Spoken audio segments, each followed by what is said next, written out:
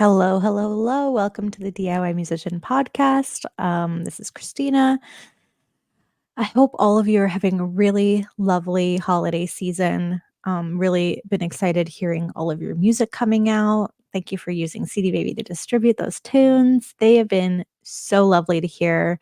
If you have a holiday song that you'd like to share, please send it to us. I want to hear it. Podcast@cdbaby.com.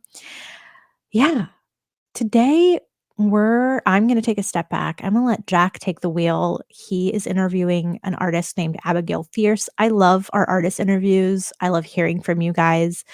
I love hearing your stories. So this is a really special one, and I hope you enjoy it.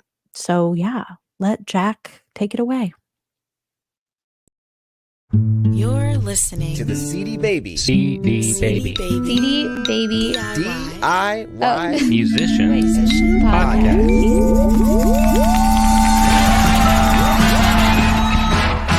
4 years old and sick in bed with the flu when Hannah Montana aired on Disney Channel. Yeah. And I remember thinking, oh my gosh, that's so cool. I've never seen anything like that. And I just kind of fell in love with music from then on. And I would listen to whatever I could get my hands on. I loved like 90s grunge and alternative rock and like new wave music like Blondie, Deborah Harry. And then I love, modern songwriters like Ed Sheeran, Taylor Swift. And so pretty much just became the thing that I absolutely love to do. And my mom has been very supportive, but some of my other family is still like, when are you going to college? How funny. Yeah. I mean, so you also are an actor, is that right? Yes. Cool. And do you see any spillover and success in that world over to your music? Sure. Yeah, I was on the Hulu series Love, Victor, and my character got left at the dance for another girl, and so many people were tweeting me saying, oh my gosh, I relate to Wendy, and oh my gosh, this is me, and my crush doesn't like me back, and this, that, the other. And when I released a song called Love You Right, which is about your crush not liking you back, people were, all of the fans were like, oh my God, this is Wendy's song. And people, I think definitely that spilled over. Like people were like, oh, I like Wendy, I'm going to listen to Abigail's music, Nice. Did you start in acting or in music first, or is it all kind of a mix of everything? Well, I always loved music, but I did go into acting first, and I was like 13, 14, and I ended up being kind of partially homeschooled for acting. And so I had a lot of time on my hands. So I taught myself how to play guitar, and I started writing songs, and it just absolutely became something that I really loved. Nice. Yeah, that's really cool. And so, and now you're in LA right now, is that right? Not currently, but that's where I live. Yes, that's where you live now. Family, yeah. Cool. And did you move out to LA looking for like to sort of follow that dream, or is there a different reason why? I did. I actually went out just like for a couple months at a time for acting, but things just kept progressing, and they were kind of like, if you want to do this, you have to be out here, and so on. And so I ended up, kind of being there full time, which was very convenient for the music side of my career, for sure. Yeah, for sure.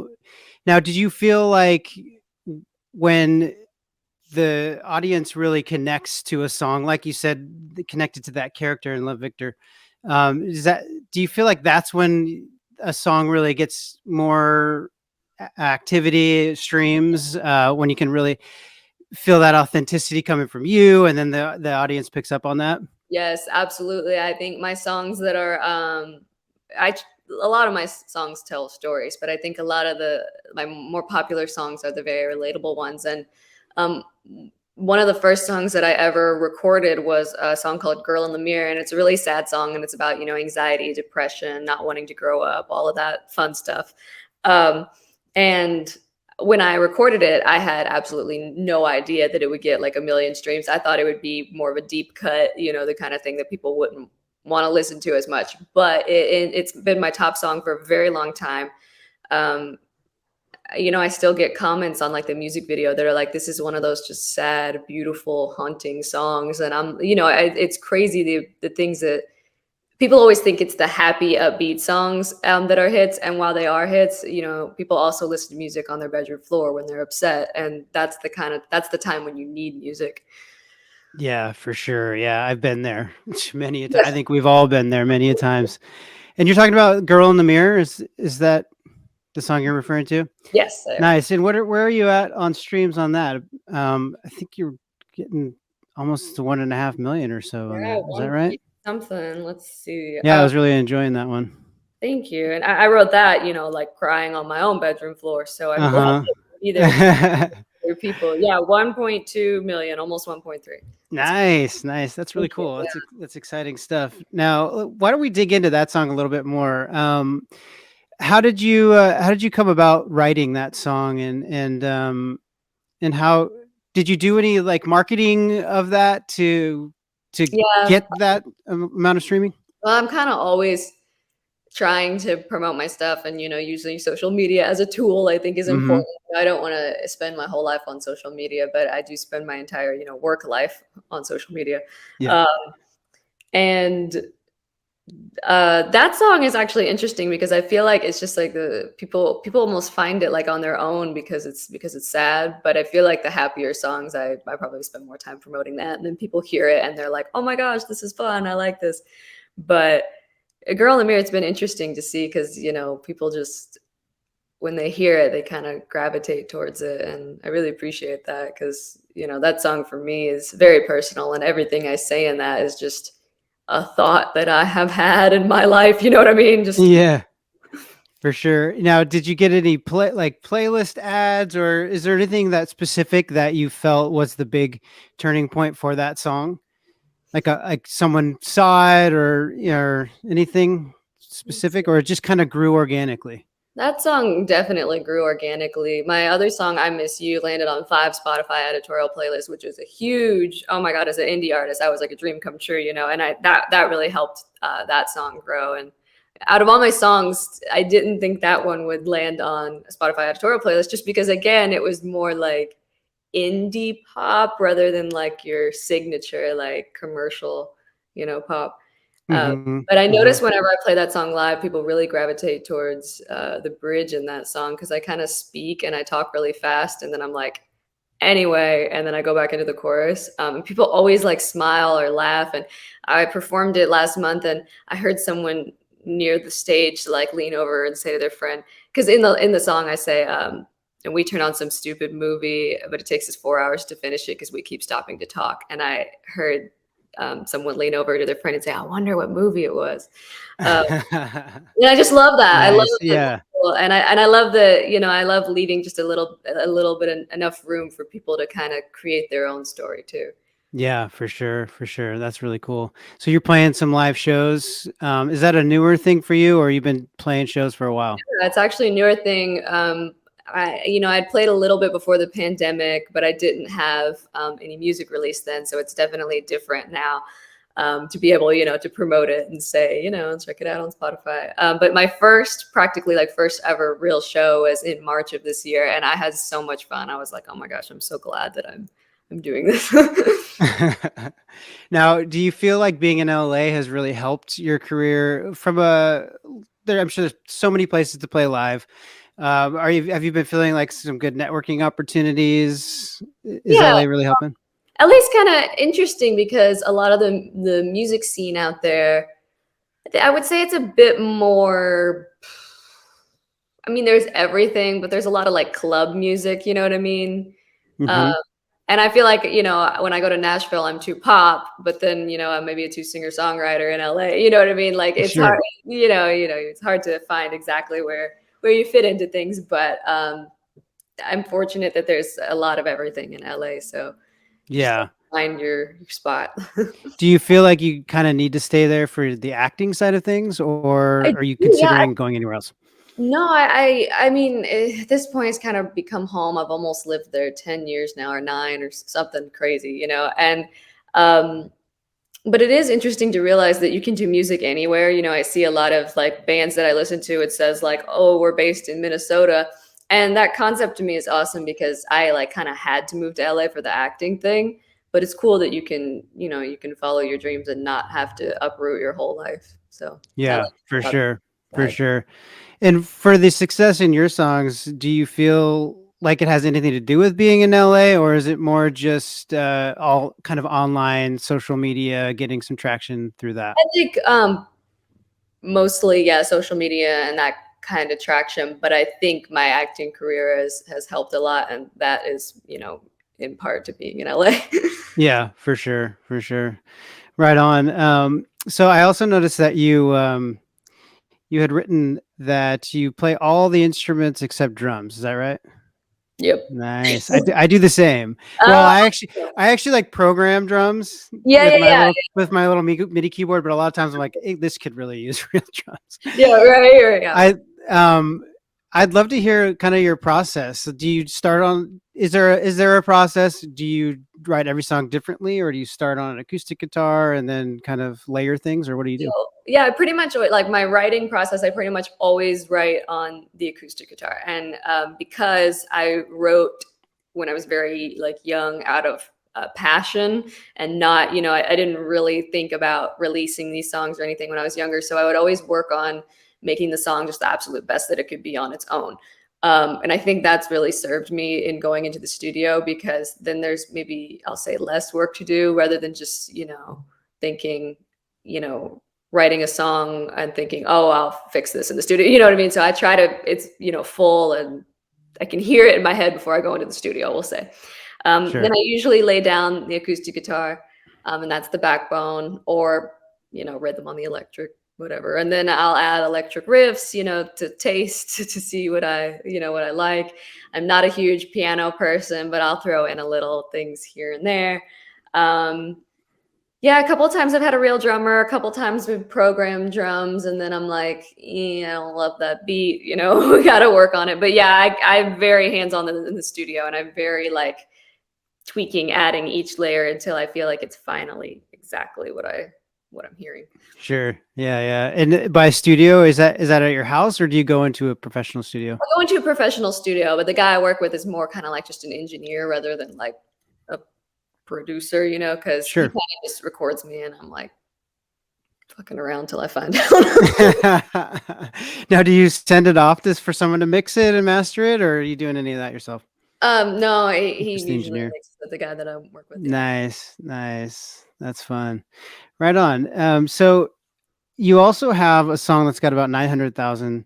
I'm trying to remember the name of I that think Scream It to one. the Whole World. Yeah, yeah. Is there any good stories behind that? How that one came about?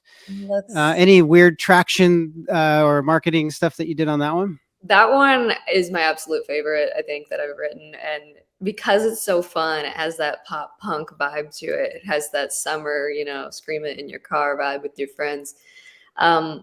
I think that one really, like, I feel like people gravitate to that the first time they hear it. They're like, yes, I like this.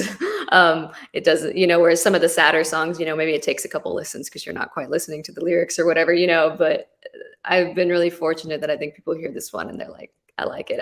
That one actually, it had a couple TikToks of mine that got a lot of views. So that really helped that one, I think. Okay, so TikTok is translating to streams on other platforms like Spotify. It is. It's a hard, it's a crazy algorithm. Same with Instagram. You never know what's gonna get put in front of people. And it can be discouraging, when you post all the time and it doesn't. But the things that do take off, they translate for sure. So you don't let that discourage you. You just keep posting. Do you keep to a pretty regular schedule, or it's just kind of random when you're posting? I keep to a pretty regular schedule. There will be times when I'll, be busy in life and maybe forget to post for a week or something. But I try to kind of mass make my TikToks, because you can have drafts on TikTok, so that way it's easy for me to just post. And that's very helpful. But yeah, it can be disheartening, but I think I'm fortunate with having been in the acting industry. There's a lot of rejection, and I had that at a very young age. And so you kind of learn to just take it with a grain of salt and also be like, it's not personal. It's, it's one thing, someone's opinion, move on. Yeah, right. Exactly. That's a good way to view it too, because it can be hard to get that sort of feedback or like just not the success that you think, oh, this is my best song, and then it's like yeah, right. And then it's but you never know what's gonna hit, so you just got to keep keep on putting it out, putting it out. Now with those TikTok videos on Scream It to the World, was there anything that you learned from that? Like, are you doing a similar thing that worked on that, or was that just a random video that worked and you didn't necessarily try to do the same thing over and over again? Or is that Those something were that you're... just clips of the music video. Oh, And I've done that before with all my songs. But I think it was really the song that people gravitated towards rather than like the visual or whatever I was doing. cool. And so do you focus primarily on TikTok, or you just kind of post everything everywhere, or I post Instagram? everything everywhere. Yeah, might as well, And I'm right? like, I don't even know if it's. I even post on Facebook, and I'm like, hey, if my dad's friend or my aunt's friend listens to it, that's one stream. Yeah, exactly. Yeah, one stream at a time. But yeah, I know a lot That's of people good. who don't even bother with Facebook, and yeah, I don't really know if Facebook has any sort of like algorithm like to reach new people, or if it just reaches your Facebook friends or whatever. But yeah, I think I focus on Instagram was always like the main platform. I feel like just of like when I was younger or in school, that's Yeah. just what like my peers did. And then TikTok, I think I was a little behind on that one because I thought, oh, I don't need to be on another social media. You do. You have to be on all of them, and yeah. Yeah. TikTok's an interesting one because it's like, I need to promote my music, so I'm going to do a little silly dance. And you start to feel like, what am I doing here? I'm just making funny videos. But as an actor yourself, does it come natural to you? I'm assuming that being in front of the camera feels pretty natural for you. Yeah, I think I'm lucky with that. Like when I make a music video, like I feel like you can definitely see when you watch music videos, you can see if the singer or whoever's in the video is uncomfortable. And I think that's helped being an actor. But I have to say, like, the fakeness of social media does not come naturally to me. And there's also, a fake part of being an actor that doesn't come naturally to me either. Hmm. And especially, in this world, as I kind of came up in the business as well, a lot of casting directors would tell people my age, you should be on social media. We hire influencers a lot because we want their following, and that part never came naturally to me, but I still try to connect with people and grow a following, but still be authentic to myself and not just be like, hey, and annoying. Hmm. Yeah. Yeah. Well, that sounds like how you got traction on that original Girl in the Mirror, right? Because that feeling of authenticity, and that's constantly seems like a theme with musicians and actually getting traction, is this level of authenticity. Did that take a while for you to feel comfortable being fully authentic in front of, like, on social media and stuff, or did that also come natural for you? It's weird. I'm gonna say it came natural because I wrote these songs again without thinking that I was ever gonna like share them with the world. So then by the time that I decided to share them, they were to me already, a year old or whatever. And I'm like, okay, well, whatever, like, and then I Yeah. didn't realize how personal these things are. So that's been kind of weird too, performing live and realizing like as I'm saying certain things, like in Girl in the Mirror, I'm saying, who is that girl in the mirror? I don't even like her anymore. And I'm realizing like, what are these people in the audience? Like, I feel like they're probably going to be judging me or something, you know what I mean? But at the same time, I performed at like the Santa Monica summer solstice fair type thing last week, I think. And I was playing, I think it was Girl in the Mirror. And this big teddy bear of a guy is walking by and he's older and he just stops and just like stares and he's just like listening and he like closes his eyes and I'm like, I love that. I love that, we can all come together on this thing. Yeah, I've had a lot of men say to me too that they relate to Girl in the Mirror, and I love that because I didn't think that men would admit that, you know what I mean? Because it's a universal feeling, not maybe recognizing yourself anymore. It doesn't have to be, who is the girl in the mirror, whatever. Sure. Yeah. Totally. Definitely a universal feeling. So going back to like a spark moment, that sort of turning point in your music career, do you feel like there is a one specific thing where you felt like this is happening for me? Or is it just a combination of all the different songs getting traction? just a lot of little things along the way. I think I just reached 5,000 followers on Spotify, so that felt really, really special. Um, I think also maybe consistently releasing. I usually release about like 2 songs a year every 6 months. I know there are a lot of people who put out songs quicker than that, but I think just finding kind of your own consistency is good because it forces you to keep being on your toes and keep being creative. Right. Right. Are you pretty busy with acting as well? Does Yeah, that cut into your music making? sometimes it does. Like sometimes when I'm filming, there'll be like 12-hour days, and I'll be really tired. But right now, I've been kind of not lucky in the acting, but I've been able to work on my music because there's kind of like the whole strike thing going on. Mm-hmm. So that's but as an actor, it's hard, but as a musician, it's like, okay, well, I'll work on this for a little while. Yeah. Do you have a hard time at all finishing song? I know for me, I have a hard time like, okay, this is done, or nothing's ever done, right? You just have to Yes, finally for ship it out sure. there. Yeah. I'm a total perfectionist, so I'm like, when is this done? It's never done. Yeah. And same with recording in the studio, yeah. Yeah. And then also I'm like, oh, I want everything to be perfect. I'm like, perfect. I'm like, this second verse or this bridge isn't good enough. So then I'll kind of put it off and work on something else. And Yeah, for sure. they slowly come to fruition. Yeah, it's tough. It's tough to now. Do you make a big event out of each release? Do you do any sort of release parties or anything like that, or is it? And it's usually just singles, right? It's usually just singles. Yeah. I know they talk about release parties being beneficial, but I don't really know how because I mean, as an indie artist, you kind of have to work on your budget. And I feel like at release Mhm. parties usually just like throw out a party for your friends. You know what I mean? So I'm like, I don't really see where that is beneficial, like, career wise. Sure, sure. But it might be, fun, sure. Um, uh, but yeah, I try to kind of, like with social media, I try to kind of make each one a big deal for the fans that I do have. I kind of try and tease it, maybe release the album artwork first. I definitely try to get pre-saves. They say that helps. I think it does because I've been putting a lot of energy into it, and I've been seeing, like some editorial placements. So I think that's good, but I don't really know if that comes from the pre-save or what. But definitely been doing that, and I released a music video with like I do kind of homemade music videos. That's kind of my signature thing. I feel like, Nice.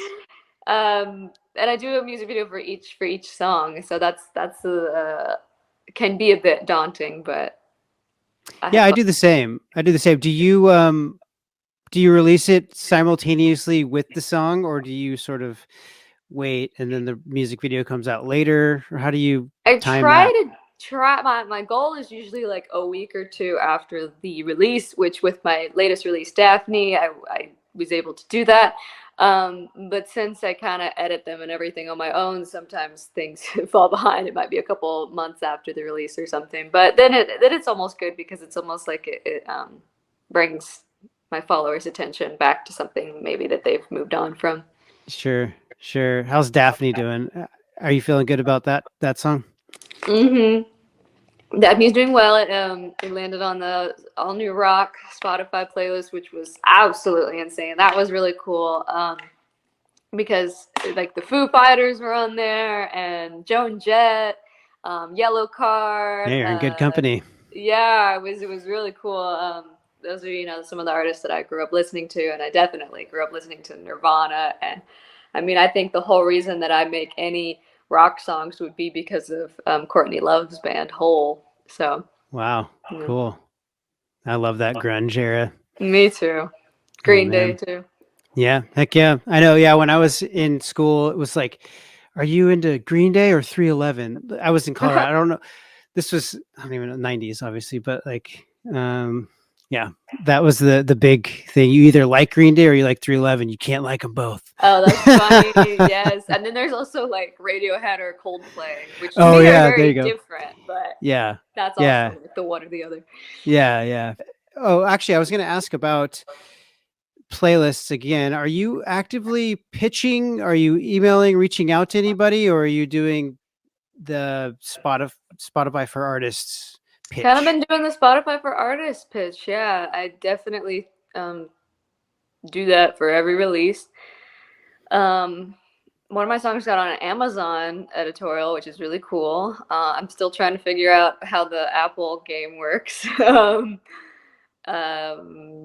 with YouTube. Both of those are a little more elusive, you know. Let's see. And also, I check my Spotify for artist stats like every day. I don't know if that's healthy mentally, but I think it's productive work-wise, and I think it helps me kind of gauge where I am and you know maybe see what's working or you know if I see a song getting a lot of streams I can maybe think, oh well, I just put out the music video for that, or oh it was on this playlist, or oh I just did a TikTok and that got some views, you know, kind of figure out what comes from what. Yeah. And is there a specific social platform that you are getting most traction? I know you say that you put it out on everything, but is there one channel that's really starting to come ahead of the rest? I think I want to say Instagram just because that's the one I'm like most active on, like because with stories and stuff I feel like that's where maybe regular people go and post, like everyone posts on Instagram, whereas like not everyone posts on TikTok or Twitter. They might look at it but they don't, you know, not everyone is like Yeah. actively on there. But I think I'm gonna say YouTube because I've been getting a lot of subscribers from my music videos, so that's kind of been cool to think Cool. people are maybe interested in some longer format stuff. Yeah. Yeah. So you're primarily putting YouTube like music videos out there. You're doing shorts as well. Yeah, some of those, yeah. Yeah. Okay. Cool. But you're seeing more traction on the music video side. Yeah, kind of. And yeah, I think now YouTube has well, they've always had, but they have playlists, and I think people you know, they're kind of growing through that too. Yeah. Do you know how people generally find you on YouTube? Is it through other social channels? Do you try to direct people there, or is it just Let's see. kind of elusive? I have it on my what's that called? Linktree, you know, and I always Okay. try to send my like Instagram followers there, and same with TikTok. I kind of sort of direct them there. I don't know if that's where they're coming from, but that's what I'm Nice. trying to do. Do you have any goals? Do you ever set any goals for your songs, or is it just kind of release it and hope that it gets a good amount of streams? Or I think I just kind of baby steps every day rather than like setting goals, because you know in my mind I do have the lofty goals of like, you know, like eventually I want to like put all these songs together and make like an album. That's always been the goal, you know. But at Mhm. the same time I also hated like in school when they're like, write down your goals on the first day of school. It's like I'm 10, I don't have goals, you know. Yeah, yeah.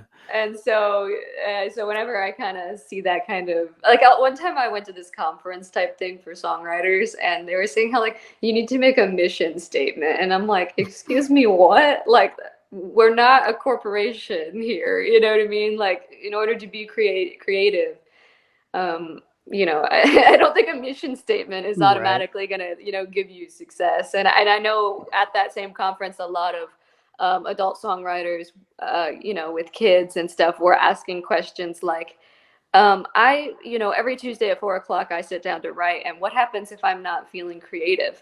And that's kind of like the crazy thing to me about creativity. You have to do it when it, you know, when it comes. And I know I've been busy too, and I ignore it, and then that spark just isn't there later. You know what I mean? And it's hard. So I feel like I'm kind of thankful right now, you know, that I don't have any maybe obstacles in my life in that regard. You know. Yeah.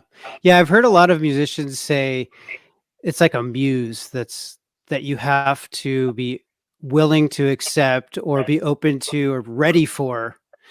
Versus you can't force that creativity. You can't be like, I'm Yeah. gonna write a song that's gonna be awesome today. It's like, no, you're not in control of that almost. It's Yes. like you Yes. almost just have to be ready for it when it comes. Exactly. I know mine always comes at like 2 in the morning when I'm lying in bed trying to sleep, and I'm like, okay, well, I guess I'm gonna get out of bed. Guess we're not Okay. sleeping tonight.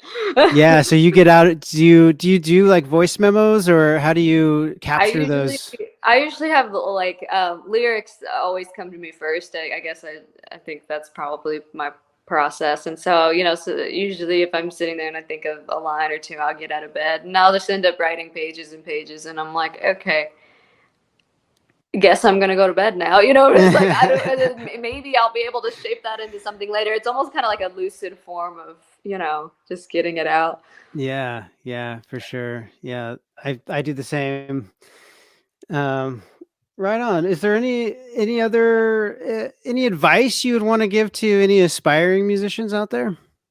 I think I'd say it's a really hard path, and you have to be prepared for that. I think everyone thinks, oh, when I'll do it, it'll be easy, and and it never is. But I think nothing worth having is easy, and you just gotta hang in there. And it still hurts every time I get a mean comment or something. But I've also gotten to the point where you grow thicker skin, and sometimes it's kind of funny when they say things. I'm like, okay, well, you become comfortable enough in yourself, and if you have that kind of sort of level of, if you build up that level of confidence, you're kind of able to pick and choose what people say and be like, okay, that's just not true. You know what I mean? Yeah. Um, and then it almost becomes kind of funny. Hmm. but um, but yeah, I think I would say it's a hard road, but if you really love it and you hang in there, things things can happen if you make them happen. Yes. Now, have you ever felt like discouraged and considered stopping playing music, or is it just in you and you're going to keep going? I think it's just in me, and I'm gonna keep going. I've never like heartily considered quitting, but I have gotten that feeling, like of just so much, maybe like that feeling of rejection where you're like, I don't know how much of this I can handle. Um, but at the end of the day, I pick up my guitar, and that's the way I heal anyway. So might as well release what's coming out. Mhm. Mhm. And it can be worth all those negative comments. You could have 10 of those, but one positive comment kind of makes it worth it, right? And sometimes when people say certain things, it really touches you. Like I have a song called "I Just Want to Feel Okay Again," which is a very sad song, and it's kind of for me it was about anxiety and like grief. And I had a woman comment just a couple weeks ago, or maybe a couple months ago. My husband just passed away, and this song came up like recommended, the recommended column on YouTube, and I I know that like God sent this to me because I needed this in this moment, and I'm just like, whoa, like that's absolutely amazing that someone, could the words that I, wrote could touch someone like that. Yeah. Yeah, and just even just one of those to me makes it all worth it. Yeah. Just to keep going. Have you ever gotten any sync placements, or do you ever No, actually, consider I preaching that? feel like I need to, look into that, like a, sync agency or something, because I would definitely be interested in that, but I just haven't really looked into that realm yet. But that seems like Yeah. an exciting thing. Yeah, maybe you could double down and like be acting in something, and then your song comes on while you're in it. There you go. Right, that would be exciting. That That would would also be be pretty sweet. weird. I would love it if like if my character was like, God, this is terrible. Turn this off. I'm like, That who would is be this funny. bitch? Yeah, that would be great. I would dig that. Right on. You got any new plans? Any new shows coming up? What's going on? Yeah, I was just in it was kind of a last minute like reshoot thing back in the beginning of this year for a horror movie called Skill House, and it's produced by 50 Cent.